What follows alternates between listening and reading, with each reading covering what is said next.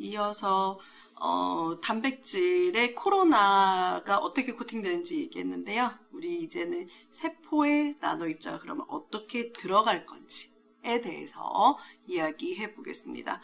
앞에서 말씀드렸듯이 우리 그 세포라고 하는 것은 인지질로 이루어져 있어요. 인지질들은 이제 하이드로필릭한 헤드가 있고요. 하이드로포빅한 테일들이 있습니다.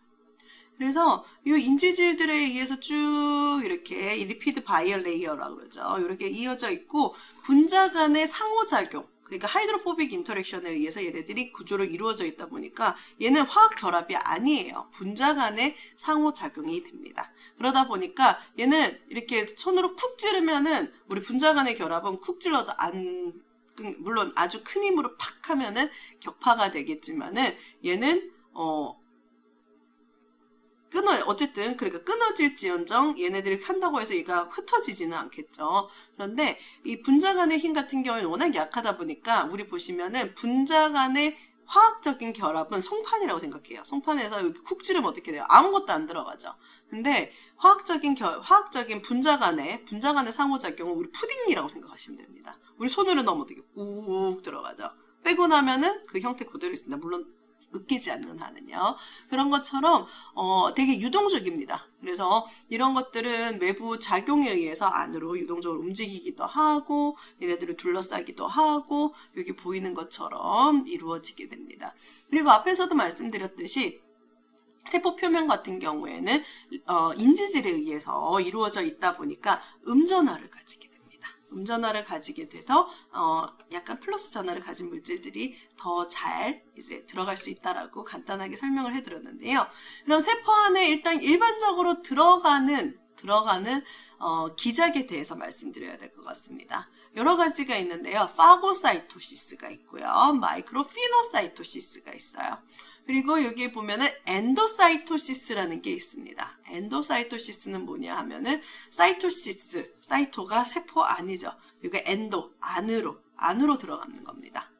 일단 파고사이토시스는 우리 가장 많이 들은 게 식균 작용이라고 하는 겁니다. 백혈구가 보면은 이렇게 해서 전체적으로 팔이 이렇게 나와서 하고 먹는 것처럼 우리가 여기 앞에 뭐 예를 들어서 과자가 있으면 제가 입을 벌려서 하고 먹는 것처럼 이렇게 세포가 입자를 둘러싸서 먹는 것을 파고사이토시스라고 해요. 그래서 일정한 크기 이상이 됐었을 때 아주 큰 거, 그래서 애그리게이션 되어져 있는 입자들을 잘 먹히겠죠.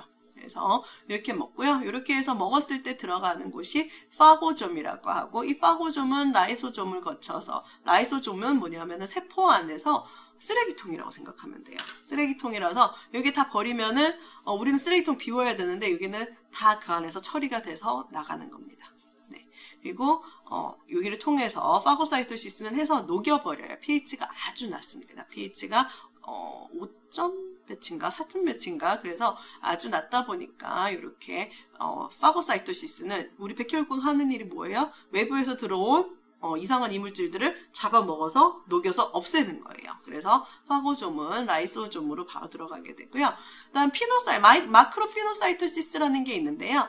마크로피노사이토시스 같은 경우에는 이렇게 양쪽에서 이게 아니고 한쪽에서 팔이 이렇게 되면서 둘러싸움으로써 이렇게 먹는 것인데 파고사이토시스에 비해서 훨씬 더 작은 크기 2마이크로 미만의 크기의 입자들이 이렇게 용액과 함께 잡아먹히게 되는 겁니다. 그래서 요거를 피노사이토시스라고 하고 이게 형태에 따라서 물론 크기에 따라서 달라지고 인식하는 기작들이 좀 다른데요. 결론적으로 무언가 바깥으로 나와서 그게 양쪽에 탁 나와서 하면은 파고사이토시스 한쪽으로 이렇게 와서 둘러싸 버리면은 피노사이토시스라고 하고요. 얘네들이 이렇게 둘러싸면서 공간이 안으로 들고 들어가게 됩니다. 이게 피노좀이라고 하고요. 이 피노좀은 그 세포 안으로 들어간 엔도좀이라고 하는데 이 엔도좀들과 합쳐져서 이렇게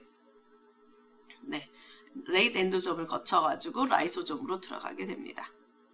필요한 거는 남기고 필요 없으면 쓰레기통에 버리는 거죠. 그 다음에 엔도사이토시스는 세포 안으로 들어가는 거라고 말씀드렸습니다. 세포 안으로 들어가는 건 여러 가지 많은 미디에이티드 이런 게 많죠. 이게 다 크기에 따라서 조금 다르고요. 사실 요거는 사람들이 요 구조체를 보고서 얘기합니다. 그래서 요런 이제 생기는 형태, 깊이가 얼마만큼 깊이 들어가느냐, 아니면 이런 특별한 캐비올레라고 하는 게 만들어지느냐, 클라스린이라고 하는 것들이 이렇게 모여서 만들어지느냐에 따라서 캐비올레 미디에이티드, 클라스린 미디에이티드, 엔도사이토시스라고 얘기를 하기도 하고요. 그리고 이것들은 결국은 여기에서 이 얼리 엔도좀으로 합쳐져 가지고서는 결국 라이소좀으로 가기도 하고, 어떤 것들은 이제 세포막 안으로 사이토졸로 안으로 합쳐지기도 하고요. 일부는 골지로 가기도 하고 리사이클링 엔도좀으로 가기도 하고, 어떤 것들은 하물며 세포를 그냥 통과해서 지나가기도 됩니다. 그럼 우리 조직에서 나노입자, 피부 표면에 나노입자가 왔어요. 엔도사이토시스를 통해서 세포를 지나가서 통과를 할 수도 있겠죠. 그러면은 이게 좀 더 피부 깊은 곳으로 들어가게 되면서 어떤 양분을 주게 된다. 딜리버리에도 사용이 될 수도 있겠죠. 하지만 어떤 물질들이 몸 안으로 들어와 가지고 그래서 몸에 들어와서 더 깊은 곳으로 들어가면은 나쁜 작용이 있을 수도 있겠죠. 어쨌든 세포 안에는 이런 과정들을 통해서 들어가게 되는데요. 그래서 파고사이토시스 같은 경우에는 여기 보여드리는 것처럼 대식작용에 의해서 이렇게 합하고 잡아먹히게 되고, 이런 이뮤노글로부린, 그래서 우리 항체라고 하는 것들이 결국 면역 반응을 일으키기 위해서 기억해 놓는 것들이잖아요. 그래서 이것들이 우리 항원을 인식하고 그 표면에 있게 되면은 이 항체들을 인식하는 리셉터가 있습니다. 그것들이 마크로파지들에 붙어 있는데 이것을 인식함으로써 이제 합하고 잡아먹히게 되겠죠. 그런데 이런 거 같은 경우에 이제 코팅이 안 되는 입자 같은 경우에는 쉽게 단백질들이 붙다 보니까 이런 항체 같은 것들도 붙게 됩니다. 그래서 이런 마크로파지에 의해서 파고사이토시스, 대식작용에 의해서 잡아먹기도 하는데, pH가 코팅되는 경우에는 이런 항체 같은 것들이 코팅이 덜 되게 되다 보니까 아무래도 파고사이토시스들을 좀 줄여줄 수 있는 그런 효과를 가지게 됩니다. 그 다음에 엔도사이토시스인데요. 이제 파고사이토시스는 그렇게 되고, 그 다음에 엔도사이토시스 같은 경우에는 사실 여러 가지 메커니즘이 있다고 했는데, 사실 이게 왜 일어나는지는 모릅니다, 여러분. 왜 일어나는지는 모르고, 다만 일어날 때 나타나는 형태에 따라서 이게 클라스린 미디에이티드다, 아니면은 캐비올레 미디에이티드다, 이런 식으로 구분을 하게 됩니다. 그래서 클라스린 같은 경우에는 여기에서 보시면은 입자가 왔었을 때 이런 클라스린들이 이렇게 엮이면서 쭉 얽히면서 표면을 쭉 둘러싸게 되면서 엔도사이토시스가 일어나게 되고요. 이 클라스린 같은 경우는 이런 분자 구조를 가지고 있다 보니까 서로 얽히게 되면은 여기 보시는 것처럼 약간 벌집 모양의 구조가 이루어지게 됩니다. 그래서 여기 보여드리는 이런 이제 엔도좀들 형태들이 이게 다 클라스린에 의해서 형성된 이런 구조가 되는데요. 그래서 이 구조에 의해서 들어온 입자, 이렇게 형성된 것들을 클라스린 미디에이티드 엔도사이토시스라고 합니다. 캐비올레 미디에이티드 엔도사이토시스도 특이한 형태를 가지는데요. 여기 보시면은 캐비올린이라고 하는 이런 특수한 구조가 이렇게 형성되고 끝에가 이렇게 동그랗게 쌓이게 되면은 여기가 똑 하고 이렇게 뭐라 그러죠? 끝을 딱 묶어가지고 자르는 듯이 해서 이런 식으로 이게 다 캐비올레들입니다. 그래서 앞에서 보여드리는 클라스린이랑 약간 다르죠. 그죠? 그래서 이런 것들을 보고서는 그냥 입자를 처리했었을 때 이런 구조가 형성되는 거에 따라서 얘는 캐비올레 미디에이티드 엔도사이토시스로 들어간다. 얘는 클라스린 미디에이티드로 엔도사이토시스로 들어간다. 이런 것들을 확인하게 됩니다. 그래서 캐비올레는 여기 보시면은 약간 이렇게 동글동글하게 이거는 말벌집이라고 해야 되나요? 이건 벌집 내부라고 한다면 얘는 말벌집처럼 이렇게 동글동글하게 되어져 있는 형태로 되고요. 마크로피노사이토시스 같은 경우에는 엔도사이토시스는 뭐냐 하면은 세포막이 안으로 움푹하게 들어가면서 생기는 거예요. 안으로 움푹하게. 근데 파고사이토시스는 이렇게 그냥 세포 자체가 이렇게 둘러싸는 건데, 피노사이토시스 같은 경우에는 팔이 나와요. 팔이 나와서 이렇게 둘러싸는 형태. 여기 보시면 팔들 많이 나와 있는 거 보이시죠? 여기에 쌤에 보이고 요거를 액체와 함께 한꺼번에 이렇게 둘러싸므로써 그래서 얘가 쭉 연동운동 이렇게 쭉 움직여가지고 끝에를 둘러싸므로써 형성되는 그래서 뭐 대부분 많이 본 건 라멜리포디아 이런 식으로 되기도 하고요. 그 다음에 이렇게 삼지창처럼 이렇게 나와서 둘러싸기도 하고 벌브는 이렇게 해서 여기 이런 식으로 요 부분들이 섞이게 되면서 나타나게 됩니다. 그래서 이런 거 같은 경우에는 사실 그냥 세포의 구조를 관찰함으로써 아 그냥 이렇게 나타나는구나 라고 얘기하는 거지 어떤 나노 입자는 이렇게 들어가고 어떤 나노 입자는 저렇게 들어가고 그런 거는 없어요 여러분. 그래서 엔도사이토시스에 의해서 세포 안으로 들어갈 때 엔도사이토시스, 파고사이토시스, 피노사이토시스에 의해서 나노 입자들이 많이 들어간다. 엔도사이토시스에 보면은 다양한 미디에이티드 이런 것들 뒤에 보면은 이런 것들도 있지만 많이 알려져 있지 않습니다. 대표적인 거는 캐비올레 아니면은 클라스린 엔도사이토시스, 클라스린 미디에이티드 엔도사이토시스로 알려져 있고요.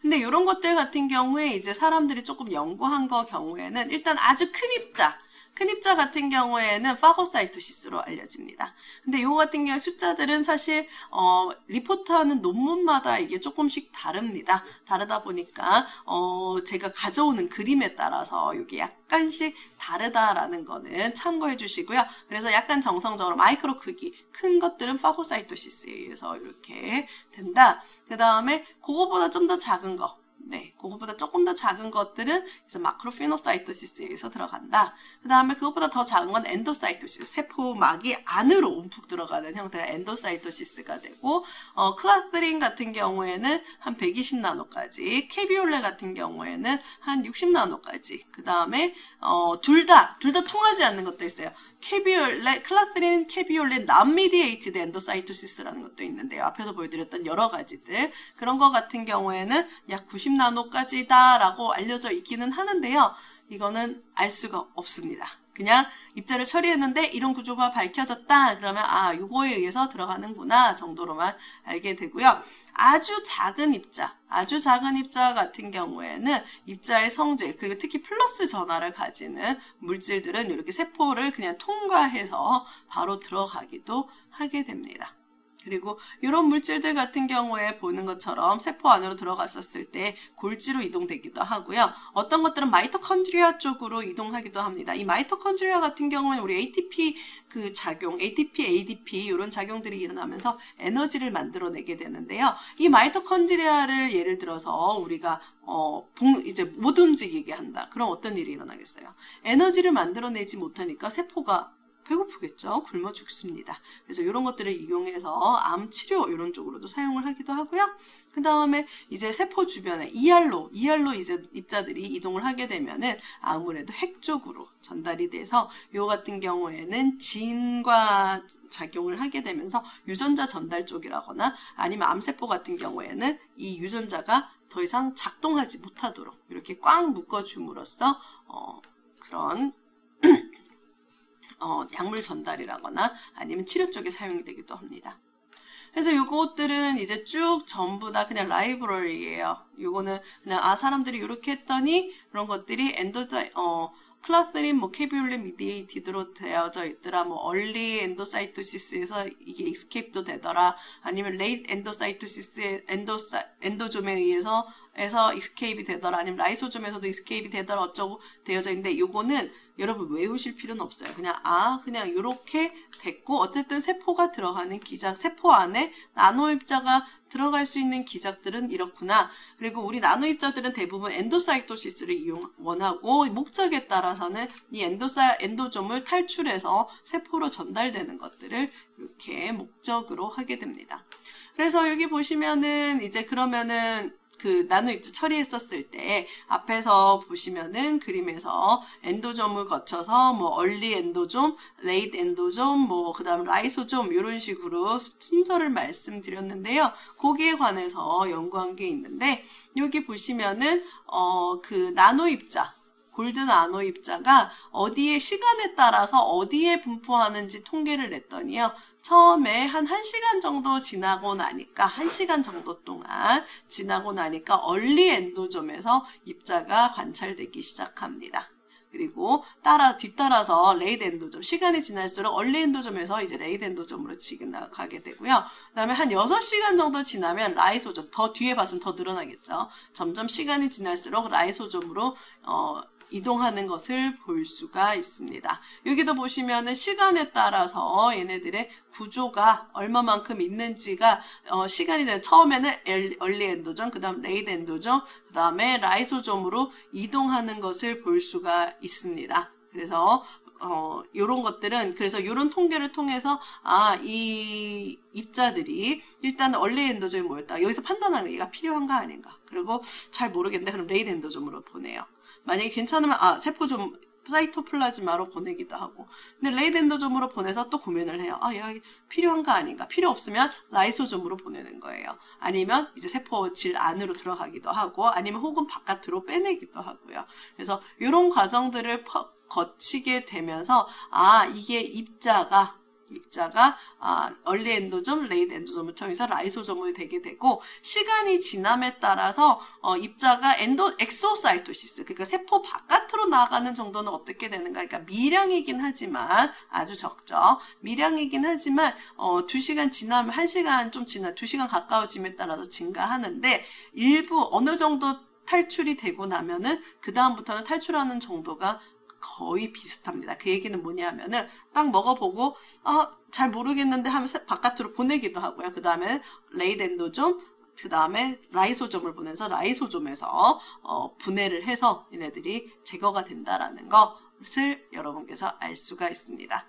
그리고 여기 보시면은 사이토졸릭 사이토졸이라고 하는 거는 세포 안에서 이런 엔도좀이나 이런 파고좀에 들어가 있는 게 아니라 요 안에 세포질 안에 들어가 있는 거. 그러면 요 안에 있으면은 사실 전달되면서 쓰레기통에 들어가거나 아니면 바깥으로 없애버리는 거거든요. 근데 이 세포 안에 들어가면은 단백질처럼 뭔가 작용을 할 수 있다는 얘기가 됩니다.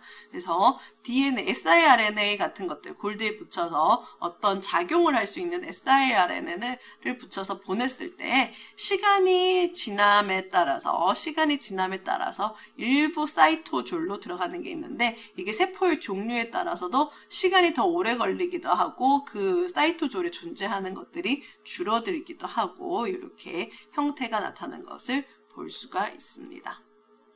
네, 그래서 요거 계속 비슷한 그림을 보여드리기는 하는데요. 이 그림마다 약간씩 이유가 있습니다. 앞에 그림에서는 크기에 따라서도 요런 이제 사실 엔도점 같은 경우에는 크기를 가지고 얘기하기는 어렵습니다. 하지만 파고점, 마크로피노점, 파고사이토시스, 마크로피노사이토시스, 엔도사이토시스 같은 경우에는 결국 크기라고 하는 것이 전체적으로 작용을 한다라는 거고요. 그 다음에 여기에서 보여드리고자 하는 것은 뭐냐 하면요. 이 처음에 들어가서 엔도점 들어가서 그 다음에 멀티베스큘러 바디, 그 다음에 레이드 엔도점, 라이소점의 환경들이 다 다릅니다.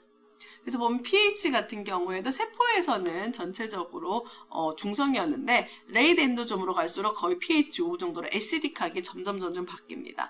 쓰레기통이라고 한 라이소점이 왜 애시딕하나 녹여버리려고요. 녹여서 다 디졸루션 시키니까요. 그리고 솔트의 컨센트레이션도 다르고요. 그리고 프로테아제 같은 경우에는 점점 없다가 점점 멀티베스큘러 바디라거나 레이드 엔도점, 라이소점 같은 경우에 다 분해를 하기 위한 목적입니다. 그래서 프로테아제 같은 것들도 많이 존재하게 된다는 거. 그래서 이런 것들을 이용해서 딜리버리라거나 아니면은 여러 가지 이미징 같은 것들에 사용을 하기도 합니다. 그래서 여러분께서 이 그림 한 번 더 좀 더 봐주셨으면 좋겠고요. 그래서 이렇게 다양한 작용들이 일어나는구나, 이런 환경들이 다르구나 라는 것을 기억해 주셨으면 좋겠습니다. 왜? 나중에 저희가 치료 이런 것들에 대해서도 다루게 될 건데 그때 이런 환경들이 하나의 키가 돼서 작동을 하게 됩니다. 네, 이렇게 해서 세포 안으로 어떻게 나노 입자가 들어가느냐 그 기작에 대해서 말씀드렸고요. 파고사이토시스, 그 다음에 마크로피노사이토시스, 엔도사이토시스라는 과정이 존재하고요. 이 과정에 크기 같은 것들이 작동을 할 수 있고 이 각각의 단계에 의해서 들어가는 기관들이 달라지는데 각 기관들에서도 환경들이 다르기 때문에 이런 것들을 통해서 약물 전달이라거나 치료 쪽에도 사용이 될 수 있다. 뭐 그건 먼 얘기지만 어쨌든 환경이 다르다라는 것으로 오늘 이야기 마무리하도록 하겠습니다. 네, 수고하셨습니다.